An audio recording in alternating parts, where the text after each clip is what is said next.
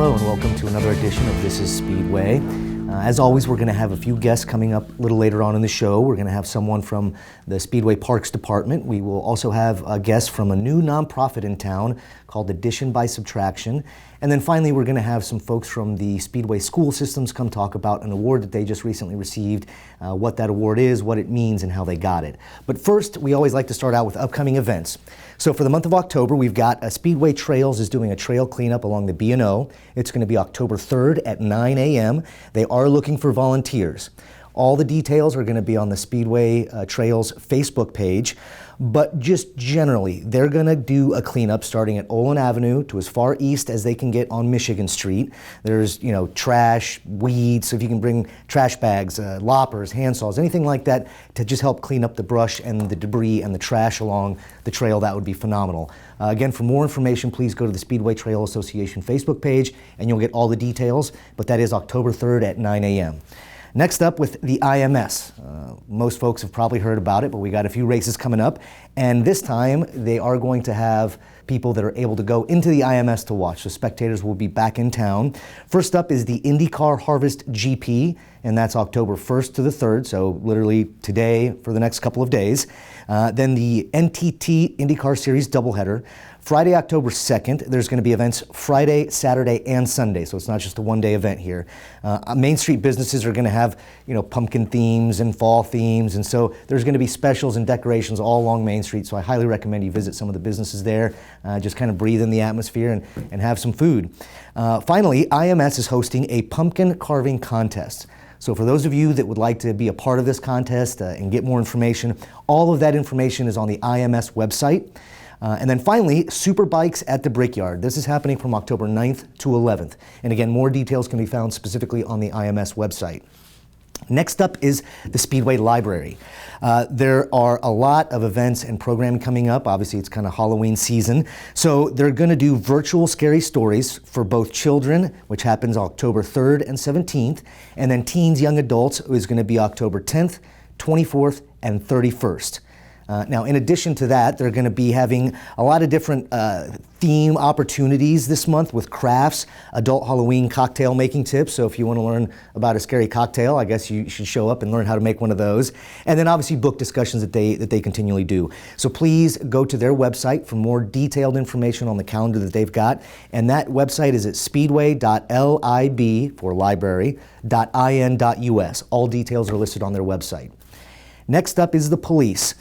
Shred It Day will not be taking place this year. It's been canceled throughout all central Indiana, and don't think it's just Speedway Police Department, but we will let you know when it is rescheduled for the spring. So those of you that take advantage of this, please be aware it's not happening right now. Springtime comes around and we will be having it again. And then next up is the Fall Craft Crawl. So on October 10th, craft vendors are going to be set up all around Speedway for the Fall Craft Crawl. It's kind of a yard sale type event, so you're going to be able to go to the different booths and stands and see all the different vendors that set up all their different arts and crafts, and obviously you can purchase some. There's also going to be visit some houses that are going to be in the yard driveway, so you're going to be able to kind of take a tour and check that out. Now, the number of crowds is obviously it's got to be a little bit reduced due to the COVID. We're still in Marion County, which means we still fall under Marion County restrictions and not the state restrictions. So that includes mask wearing, social distancing, and the limit on the amount of crowds. So if you see a huge amount of people, 75, 100 at one booth, please obviously make it to the next one. We just need to follow the standards that Marion County Health Department and the Mayor of Indianapolis have set up on that. But there are also going to be a lot of craft vendors who haven't been able to set up and attend their normal craft fairs. So if you can show up on October 10th from 9 a.m. to 2 p.m., this is going to be a real shot in the arm for those that got canceled at the other events. And then finally, we've got some live music coming up here in Speedway. Specifically October 3rd, there's going to be bands at the brewery at Daredevil with the local favorite, The Party. Not just Party, but The Party. So be aware of that and feel free to come check it out. And then October 17th, the 13th floor classic rock music at McGilvery's Pub. So again, that's October 17th. Any other questions, please obviously just go check out their websites. All the details we posted on there, including the times that the events will start and stop.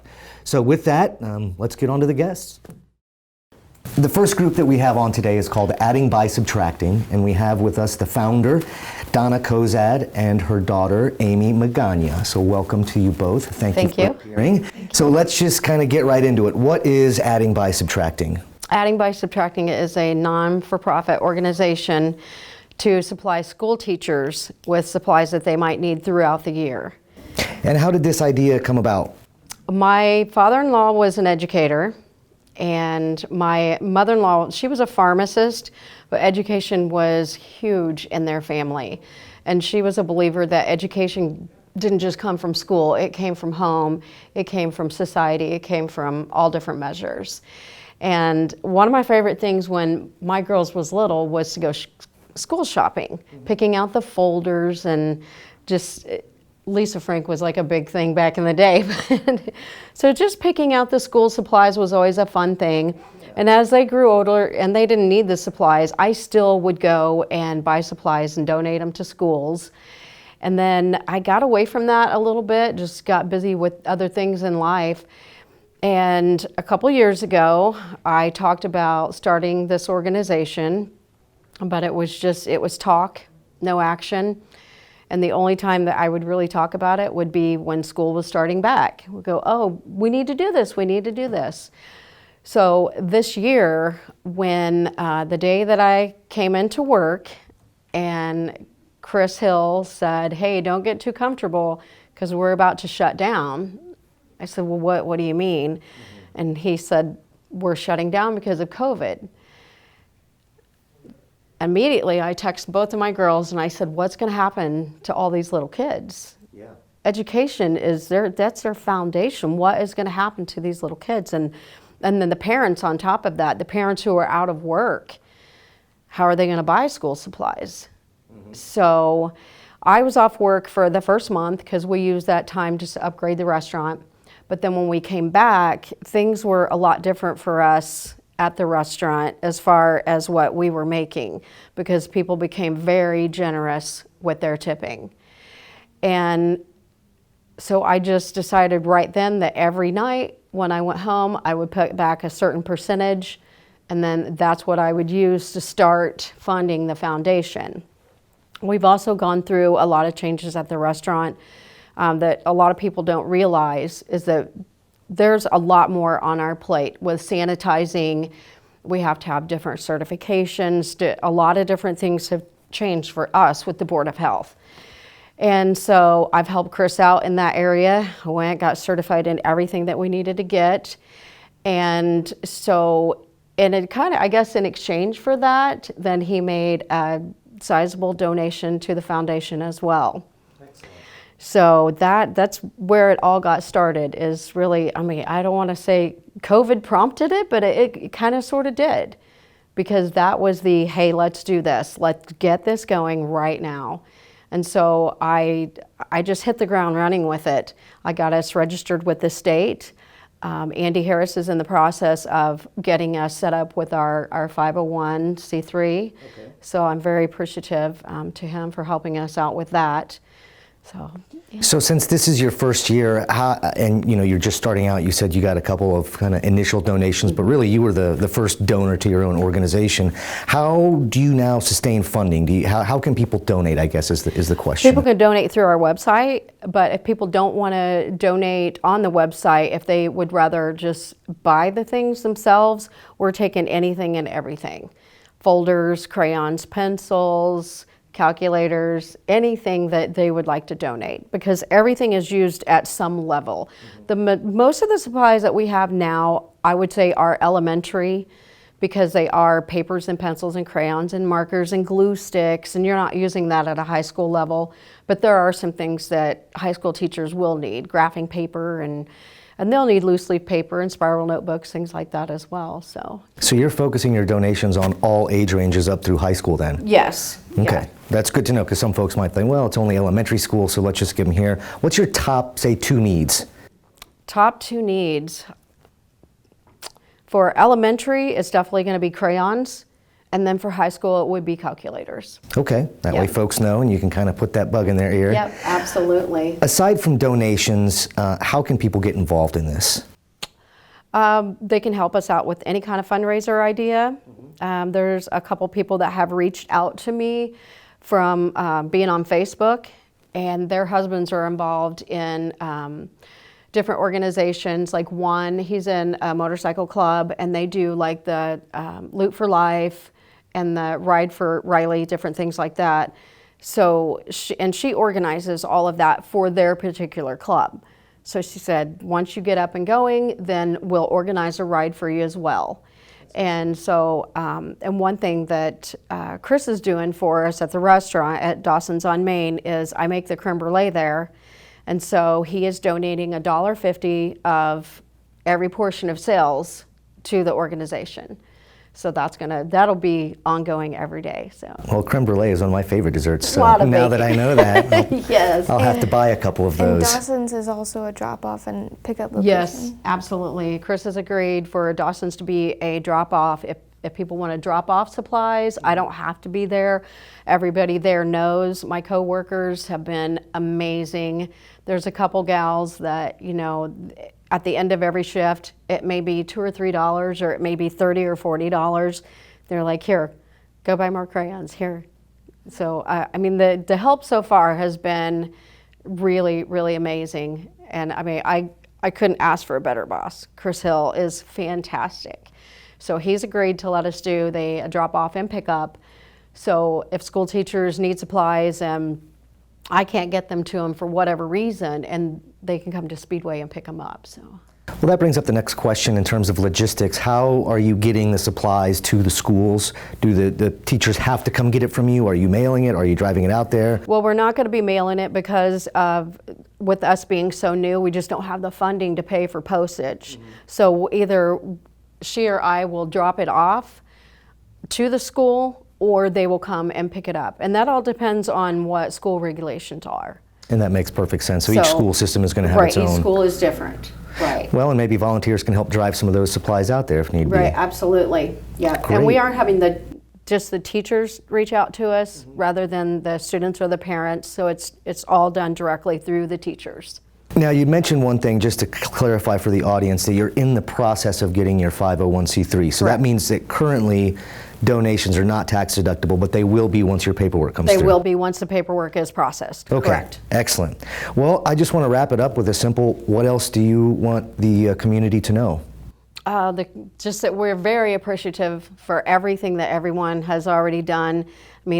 I have customers that come in just to make donations because they've heard about it from friends, and we're so appreciative for that. Like I said, Chris Hill has been a big contributor.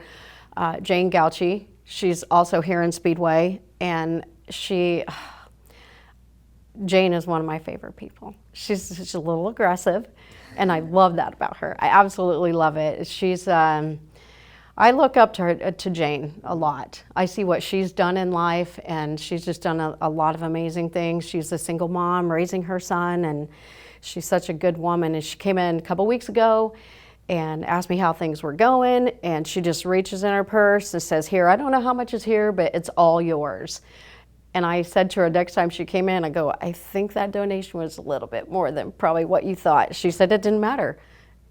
She said, what I gave you was yours. And so, and just customers coming in, and it's been great. Well, good. We're Clearly off to the a good community is start. supporting. We are off to a very good start, yeah. I think anybody that knows my mom knows that she's going to do a fantastic job. She's honest and she's trustworthy, and I think my mom's always been looking for her path in life, and she's always been wanting to help people and especially help kids, and I'm really excited for her and proud to be able to help her in this adventure. Excellent. Well, thank you both for coming on. I look forward to seeing what adding by subtracting is going to do in the future. Thank you. Thanks, I appreciate it. And then stay tuned for the next guest.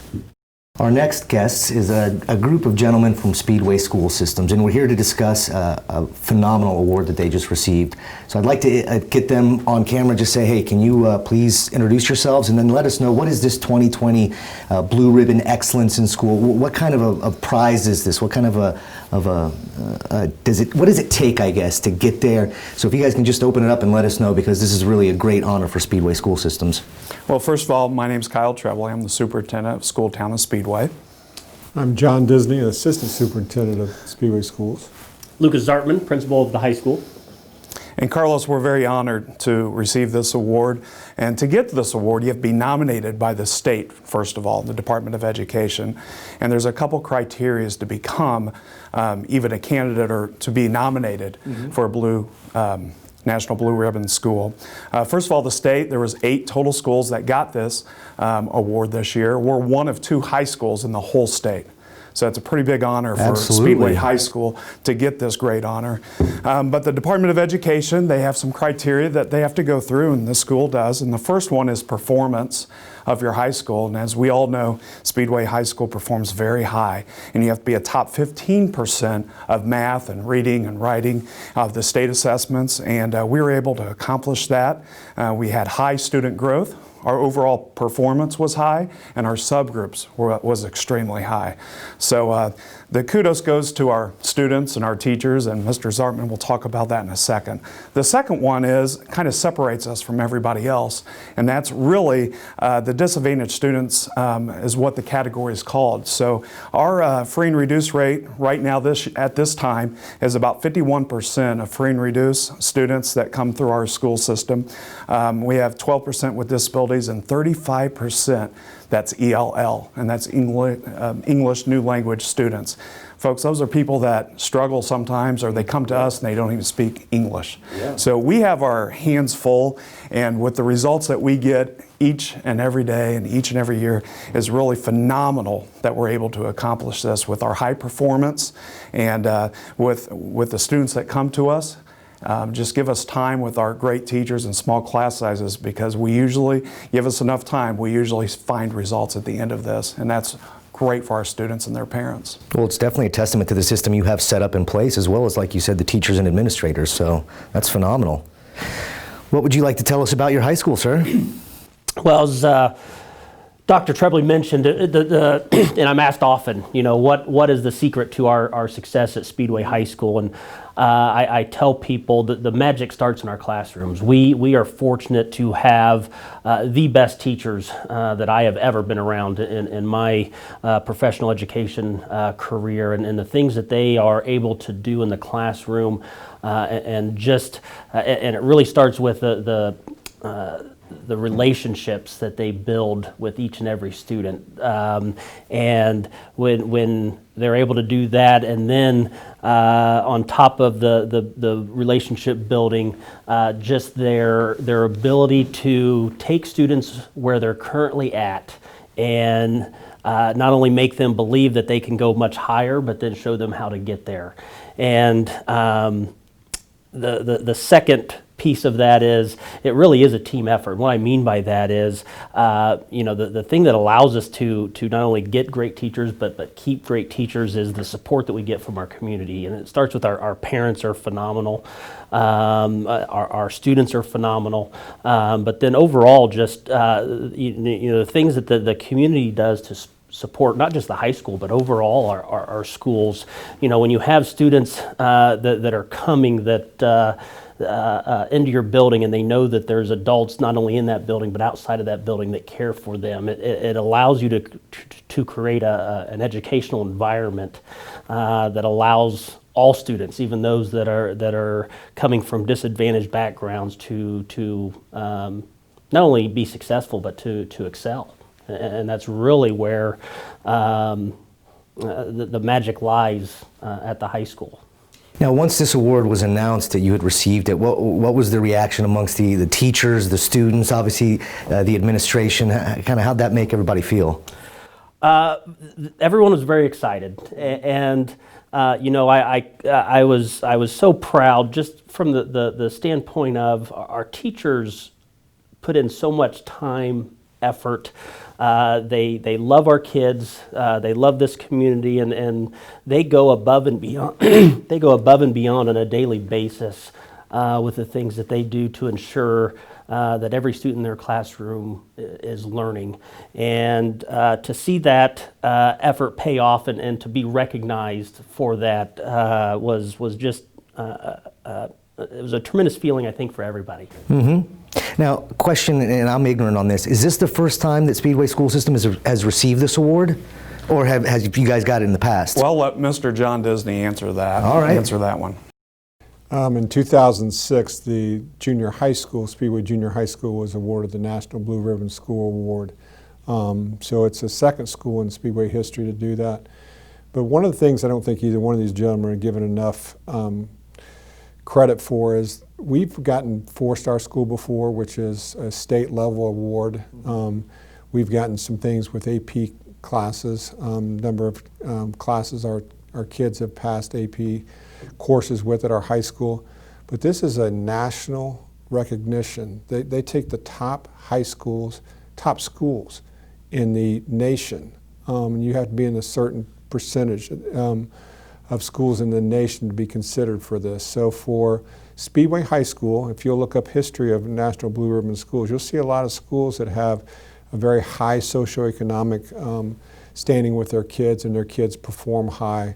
But if you look at what Speedway High School has done to become a National Blue Ribbon school, it has taken our kids, there's no excuses here, they're taking our kids and moving our kids to where now they can compete nationally, not just in the state of Indiana, but nationally. And a lot of credit goes to that gentleman sitting at the end of the table here, Mr. Zartman. He has set a standard that says, you know, our kids can and will learn, and they can compete not only in the state, but throughout the nation. So to be for the U.S. Department of Education to say you're one of the best schools in the country, pretty big honor. Absolutely. Big honor. So. Now, we discussed kind of the metrics and what it takes, but I don't think we started off by saying, what is this award, just generally speaking, so folks can understand that? You did mention it was a national level award, which is great, but can you just briefly explain what this means? Sure, it's the award from the elite, the national government of Department of Education. Mm-hmm. So it's the award that they only give so many per state. And last year, actually, there was none from Indiana in the high school range. There was those in the elementary and the middle school, junior high. But you have to be ranked in the top in the nation. And our school, along with one other school in Indiana for the high schools, received this great award for this year. So it's the highest achievement you can get from the Department of Education. That's a testament to the community and the school system. You know, I don't think many people know that Speedway school systems, just because we're smaller here and everybody thinks maybe Zionsville or Carmel or one of those, but you guys regularly outcompete a lot larger school systems, don't you? Well, right now we're sitting in the high school with 7th in public schools because you can cut this a lot of different ways from the privates and how people, we have no requirements. As long as you have legal residency in Speedway, you come to our schools. We don't have it's not a private or a charter school where they can choose who they can take in. We take in anyone that lives here in Speedway. And that's how it's designed. Yeah.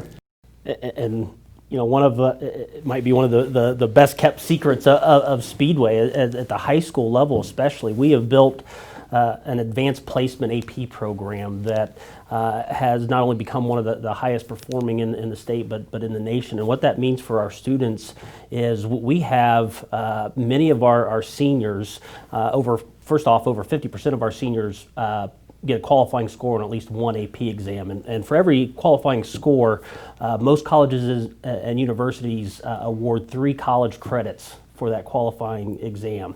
And we now have seniors that are graduating Speedway High School, and they have passed 10, 12, 14 of these AP exams before they get out of high school or more.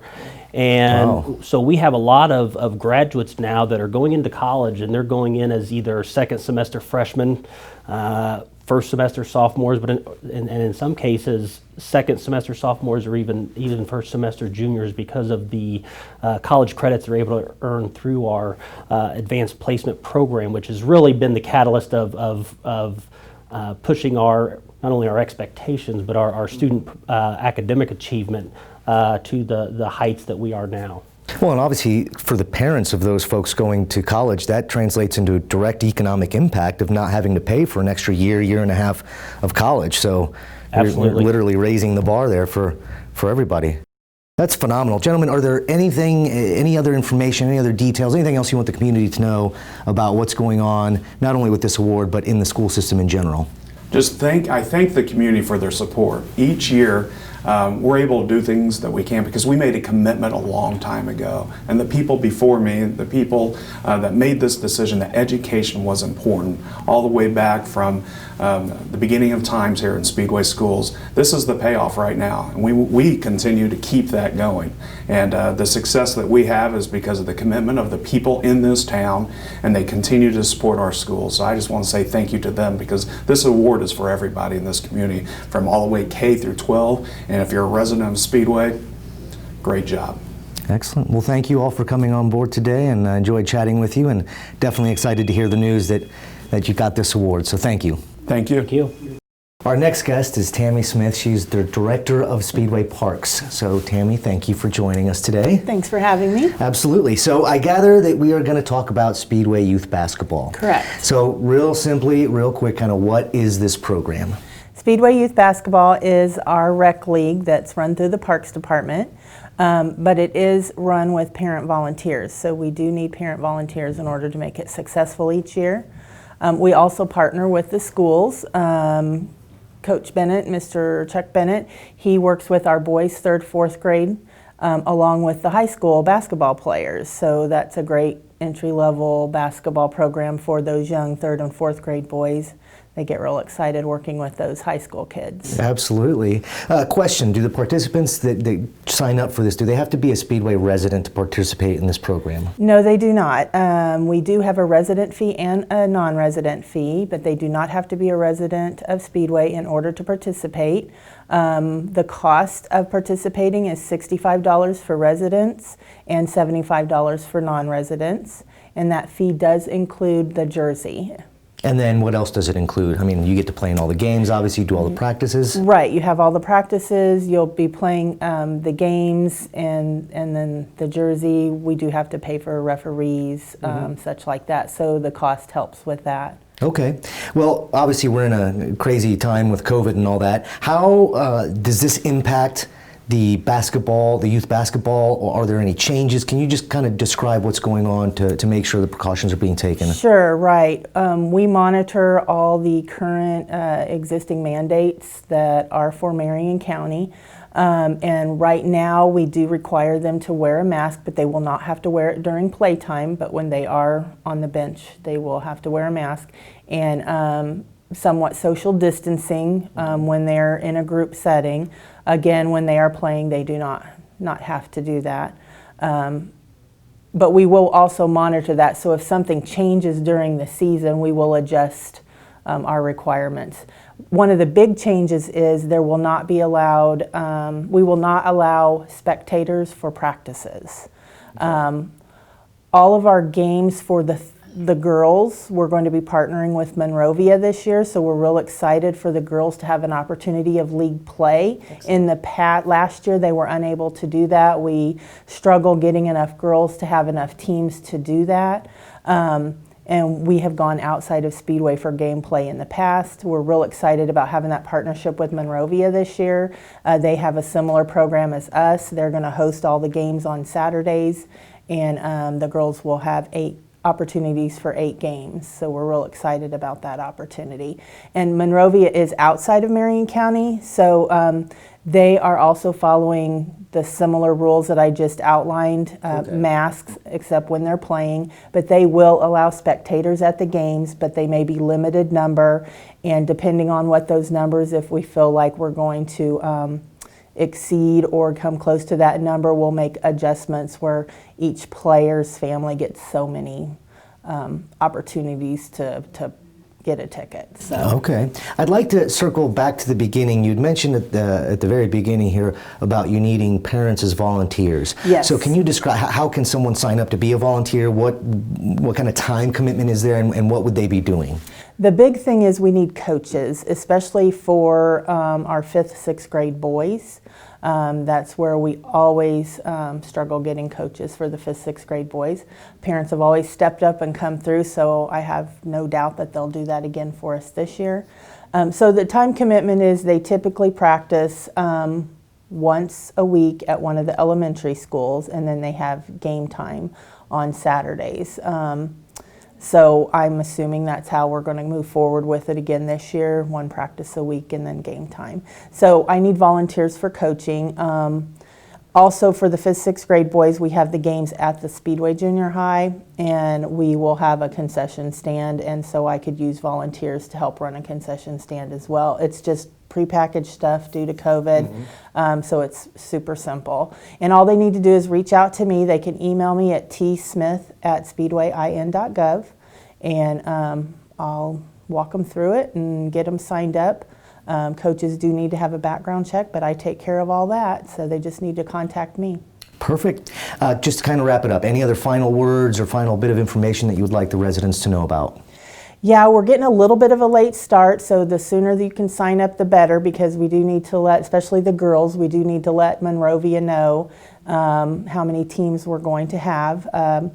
Our basketball programs are 3rd, 4th grade boys, 5th, 6th grade boys, 3rd, 4th grade girls, and 5th, 6th grade girls is how they're separated out. Okay. So we look forward to another fun season and getting the kids out there doing stuff that they love. And log on to our website, www.speedwayIN.gov, click on online registration. That'll take you to the platform. You can sign up there.